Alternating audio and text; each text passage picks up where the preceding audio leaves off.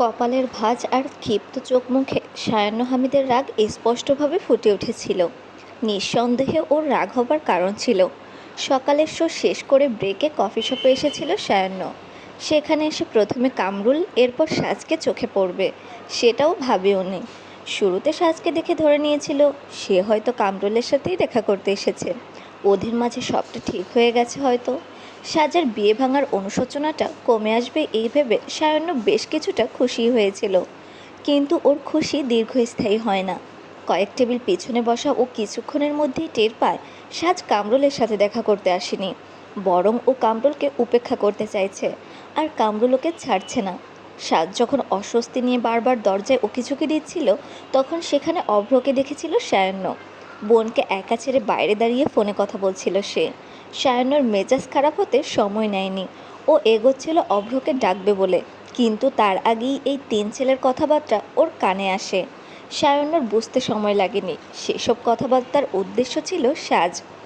সায়ান্নর এমনিতেও নিজেকে সামলানোর স্বভাব নেই, যার ফলে আজও ওর নিজেকে সামলানো হলো না। শখটুকু ক্ষোভ নিয়ে চড় মেরেছে ওর সুজিকে কোলে নেওয়া ছেলেটাকে।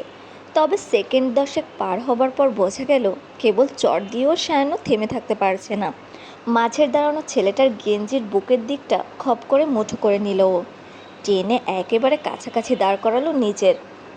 যদিও ছেলেটার সাথে দুজন ওকে পেছন দিকে টেনে ধরেছিল, তবে তা কাজে দেয়নি। সায়ান্ন ছেলেটার চেহারার একদম সামনে মুখ এনে দাঁতে দাঁত চেপে রইল। অভ্রর বুক ধুকপুকায়।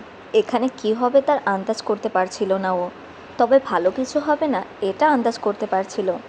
সায়ান্ন ছেলেটাকে কিছু বলতে যাবে তখনই পেছন থেকে সুজি আওয়াজ করে ওঠে। চোখ বন্ধ করে বড় একটা দম নিল সায়ান্ন। ঝাড়া মেরে ছেলেটাকে ছেড়ে দিল ও। বা হাতে বুকে ধাক্কাও লাগিয়েছে ওর। ছেলেটা টালমাটাল হয়ে 3-4 পা পিছিয়ে যায়। সাথের ছেলে দুজন ওকে ধরে বেরিয়ে যেতে বলে। গালে হাত বুলাতে বুলাতে আশপাশে দেখে চলে যায় ছেলেটা। সায়ান্ন পেছন ফিরল। ওর চোখ মুখ দেখে সাজ আরেকটু গুটিয়ে দাঁড়ালো। এবার এক পলক আশপাশ দেখলো সায়ান্ন। সবাই যেন জোরপূর্বক দৃষ্টি সরালো ওর থেকে। শক্ত চোখ মুখ নিয়ে এগিয়ে এসে কামরুলের মুখোমুখি দাঁড়ালো ও। ঘাড় নাড়িয়ে পাশের সাজকে বুঝিয়ে বলল, ও যে এতক্ষণ তোমার থেকে ছাড় চাইছে, বোঝনি তুমি? কামরুল থতমত খেয়ে যায়। উত্তর না দিয়ে সাজের দিকে চেয়ে রয় ও, যেন কী জবাব দেবে সে পরামর্শ চাইছে। সায়ান্ন আবারও বলল, হোয়াট? তোমাকে জিজ্ঞেস করছি, ওর দিকে কি দেখছো? আমি আমি আপনাকে চিনি না, আপনার সাথে কথাও বাড়াতে চাইছি না সাজ। কামরুল এগোতে যাচ্ছিল। সুজিকে কোলে ধরে এক পা পিছিয়ে গেল সাজ, আর বাধা পেয়ে থেমে যায় কামরুলও। নিচে তাকিয়ে দেখল ওর বুকে হাত ঠেকিয়ে সায়ান্ন হামিদ ওকে থামিয়ে দিয়েছে। ওরা সাজের মাঝখানটায় এসে দাঁড়িয়েছে সে। কামরুল দুবার করে সায়ান্নর হাত দেখল, তারপর ওর চেহারা, কিন্তু তাতে সামনের জনের কিছু আসলো গেল না। সে একেবারেই শান্ত ভঙ্গিতে বলল, ও তোমার সাথে কথা বাড়াতে চাইছে না। I think you better leave. পরিস্থিতি খুব একটা ভালোর দিকে যাচ্ছিল না। অভ্রর দম গলায় আটকে রইল। ছুটে এসে সায়ান্নকে ডাক লাগালো ও। সায়ান্ন কামরুলের বুক থেকে হাত নামিয়ে মাথা নাড়িয়ে ওকে ইশারা করলো চলে যাওয়ার জন্য। কামরুল বুকের দিকের জামায় হাত বোলালো। অতপর সাজকে দেখে নিয়ে বেরিয়ে গেল কফি শপ থেকে। ওর চলে যাওয়ার দিকে তাকিয়েছিল অভ্র, কিন্তু কামরুল চোখের আড়াল হওয়ার পরও ও আর পাশে তাকালো না। মূলত ওর তাকানোর সাহস হচ্ছিল না, কেননা ও জানে পাশে দাঁড়িয়ে থাকা সায়ান্ন হামিদ ওর দিকেই তাকানো। আর যেই হোক না হোক তার সবটুকু রাগ এখন ওরই ওপর। সায়ান্ন অভ্রর তাকানোর জন্য অপেক্ষা না করে বলল, নিজের বোনকে তুমি দেখে রাখতে পারো না অভ্র? আমার বোনের সম্মান তুমি কি করে রাখবে? অভ্র বিস্ফোরিত চোখে তাকালো সায়ান্নর দিকে। একই অবস্থা সাজেরও। দু ভাই বোনের প্রতিক্রিয়া বিন্দুমাত্র গায়ে না মেখে সায়ান্ন স্পষ্ট গলায় অভ্রকে বলল, দিবাকে ভুলে যাও। অভ্র বজ্রাহতের মতো দাঁড়িয়ে রয়। সাজের দিক তাকিয়ে সায়ান্ন প্যান্টের পকেট থেকে মানিব্যাগ বের করলো। কাউন্টারে গিয়ে বিল দিয়ে কোনো দিক না তাকিয়ে বেরিয়ে গেল কফি শপ থেকে। অভ্র সাজ দুজন যে যেখানে ছিল মূর্তির মতো দাঁড়িয়ে রইল সেখানেই। সায়ান্ন দৃষ্টিসীমার বাইরে গেলে সাজ তারপর ভাইয়ের দিকে তাকালো। একটু সময় কী থেকে কী হয়ে গেল। এখানে যত অস্বস্তিতে পড়তে হয়েছে সেটা তো ওকে পড়তে হয়েছে। অপমান যা ফেস করার ও করেছে। এসবের মাঝে দিবা কোথা থেকে আসলো? সায়ান্ন হামিদে এমন কথা কেন বলে গেল? এখন অভ্রকে কি করে সামলাবে সাজ? কি বুঝ দেবে ওর এই আবেগী ভাইকে? আমি না বলা অবধি তুই অভ্রর সাথে কোনো রকম কন্ট্যাক্ট করবি না। দিবা চমকে ভাইয়ের দিকে তাকায়। মনোযোগ দিয়ে পড়ছিল ও। এর মাঝেই হুট করে এমন কথা কানে আসলে কে না চমকাবে। সায়ান্ন দিবার রুমের খোলা দরজার বাইরে দাঁড়িয়েছিল।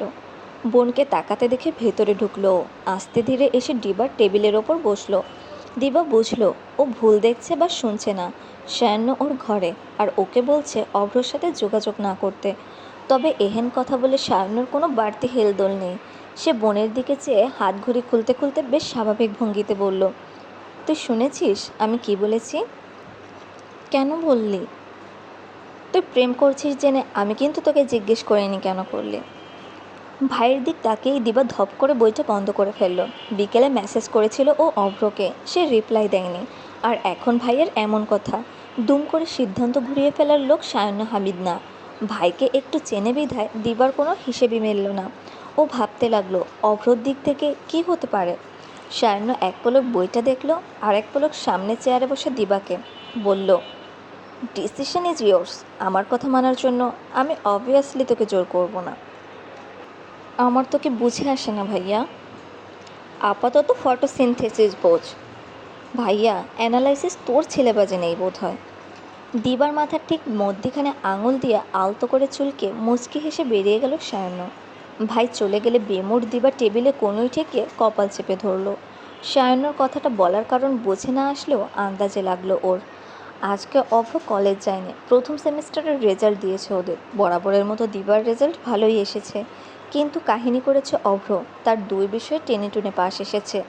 এভাবে চলতে থাকলে সে কী করে উচ্চ মাধ্যমিকে ভালো করবে, কী করে ভালো ভার্সিটিতে ভর্তি হবে? আর পড়াশোনায় ডাব্বা মারা এই ছেলের সাথে ওর ভাই ওকে মানবেই বা কেন? সায়ান্ন এক হাতে শার্টের বোতাম খুলতে খুলতে নিজের ঘরে আসলো।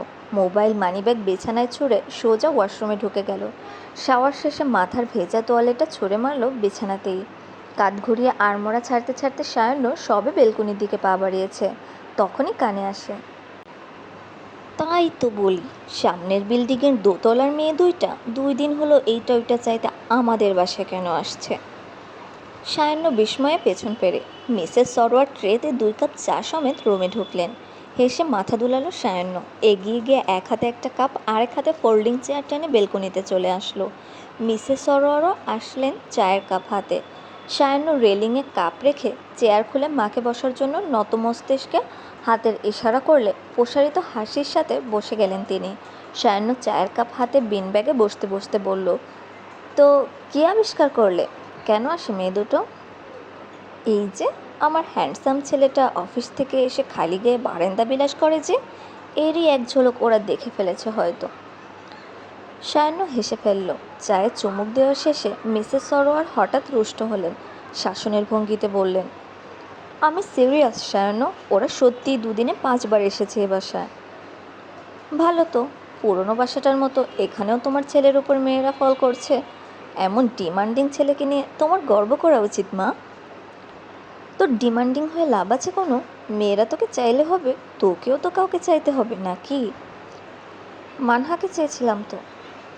ওটাকে চাওয়া বলে না, ইন নিড গিভ অ্যান্ড টেকের মিউচুয়াল এগ্রিমেন্ট বলে। সায়ান্ন আটকালো। ও মানহার ছাড়াছাড়ির বিষয়টা দিবা যখন জেনেছে সেটা ওর বাবা মার কান অবধিও যাবে, এই বিষয়ে ওর নিশ্চিত ছিল। কিন্তু এরপর তাদের প্রতিক্রিয়া কেমন হবে তা ধারণা করার সুযোগ পায়নি। তাই বলে মিসেস সরোয়ার যে প্রতিক্রিয়া দিচ্ছেন এটা কখনোই ধারণা করতো না ও। চা শেষ করে কাপ রেলিংয়ে রাখল সায়ান্ন। 2 হাতের কোনোই 2 হাঁটুতে ঠেকিয়ে মায়ের দিকে ঝুঁকে বসে বেশ আগ্রহে বলল, তাহলে চাওয়া কাকে বলে? মিসেস সরোয়ার একটা ছোট্ট দম ফেললেন। পায়ের ওপর তুলে রাখা পায়ে কাপ পিরিচ ঠেকালেন। নরম হাসি সমেত বললেন, চাওয়া হলো পাগলামির নাম, সব করতে পারার নাম, সব ছাড়তে পারার নাম। কিন্তু একটা মানুষ আরেকটা মানুষের জন্য কী করে কিছু ছাড়ে? নিজের ছাড়া আরেকজনের জন্য কী করে পাগলামি করে? কেউ কাউকে কেন চায় মা? ভালোবাসে বলে। মায়ের দেওয়া 2 শব্দের জবাব শুনে কিছু তো হয় সায়ান্নর। ওর হাসিটা কমে আসে ক্রমশ। ঝুঁকে বসা থেকে আস্তে ধীরে সোজা হয়ে বসে গেল ও। এই এক ভালোবাসা শব্দে সায়ান্ন হামিদ যে সায়ান্নর সুর কত শত পর্ব পার করে দিয়েছে তার হিসেব নেই। এমনকি ও নিজেও তো মানত, প্রেম করেছি মানহার সাথে, ওকেই ভালোবাসি। সায়ান্ন জানত চাওয়া হলো আকর্ষণ, আর আকর্ষণ হলো জৈবিক বৈশিষ্ট্য। কিন্তু আজ মায়ের কথায় ওর থিওরির সম্পূর্ণ বিপরীত কিছু ছিল। চাওয়া মানে পাগলামো, আর মানুষ মানুষকে চায় ভালোবেসে। ভালোবাসা এতটাও সহজ নয় যতটা সহজ করে ও বলেছে, ধারণা করেছে। শব্দটার ব্যাখ্যা কঠিন, সায়ান্ন হামিদের বুঝের বাইরে হবার মতো কঠিন।